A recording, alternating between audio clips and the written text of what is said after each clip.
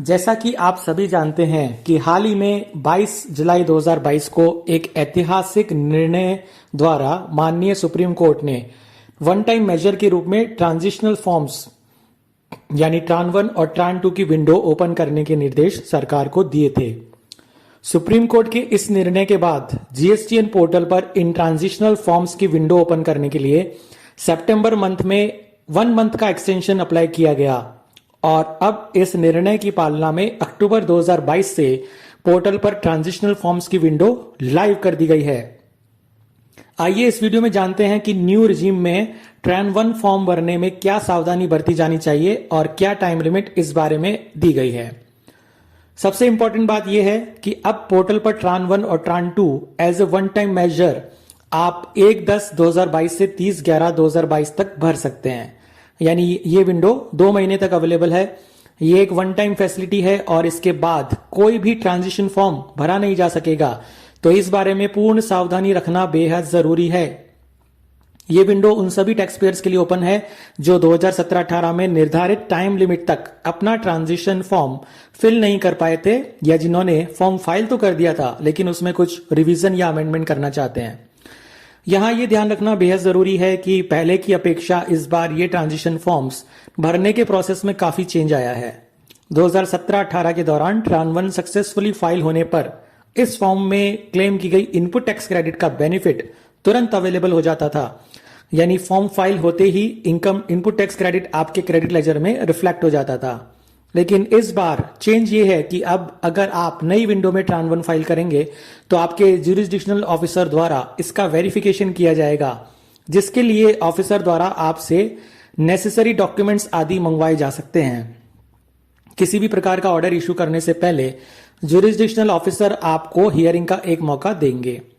ट्रान 1 या ट्रान 2 में किए गए क्लेम को वेरीफाई करने के बाद ऑफिसर द्वारा एप्रोप्रिएट ऑर्डर पास किया जाएगा और उस ऑर्डर में अगर आपका क्लेम एक्सेप्ट कर लिया जाता है तो संबंधित क्लेम आपकी क्रेडिट लेजर में रिफ्लेक्ट हो जाएगा। अगर देखा जाए तो ये एक वेलकम मेजर है, क्योंकि ट्रांजिशन फॉर्म भरने की स्टेज पर ही क्लेम ज्यूरिसडिक्शनल ऑफिसर द्वारा वेरीफाई हो सकेगा और उसके बाद ही क्रेडिट लेजर में रिफ्लेक्ट होगा। जबकि प्रीवियसली हमने देखा था कि चूंकि फॉर्म भरने के बाद डायरेक्ट ही क्लेम क्रेडिट लेजर में रिफ्लेक्ट हो जाता था, बाद में वेरीफाई होने की दशा में अगर क्लेम नहीं निकलता या कम निकलता है तो टैक्स पेयर को क्रेडिट रिवर्सल विथ इंटरेस्ट और पेनल्टी करने के लिए डिपार्टमेंट द्वारा कहा जाता रहा था। इसके साथ ही एक और इंपॉर्टेंट बात यह है कि अगर आप ट्रान 1 फॉर्म पहले भर चुके हैं और उसमें कोई रिवीजन करना चाहते हैं तो अब आप इस न्यू विंडो के अंतर्गत कर सकते हैं। अगर आपके प्रीवियसली फाइल ट्रांजिशन फॉर्म में कोई रिवीजन रिक्वायर्ड नहीं हो तो आपको ट्रान 1 फिर से फाइल करने की जरूरत नहीं है। यहां पर मैं ये बता दूं कि प्रीवियसली फाइल ट्रान 1 के केसेस में भी पोर्टल पर ट्रांजिशन फॉर्म का status by default not filed कर दिया गया है, जिसका मतलब ये है कि इस विंडो में ये फॉर्म फाइल नहीं किए गए हैं, लेकिन इससे आपके पहले भरे गए ट्रांजिशन फॉर्म पर कोई इफेक्ट नहीं होगा।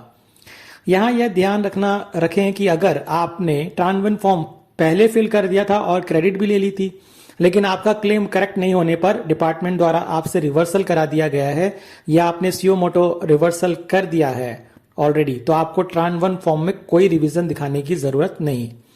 इस बारे में एडवाइजरी में भी ये क्लियर किया गया है कि डिफरेंशियल वैल्यूज से फॉर्म नहीं भरा जाएगा और आपको ऐसी स्थिति में फॉर्म फिर से फिल करना पड़ेगा as if you are making a fresh claim.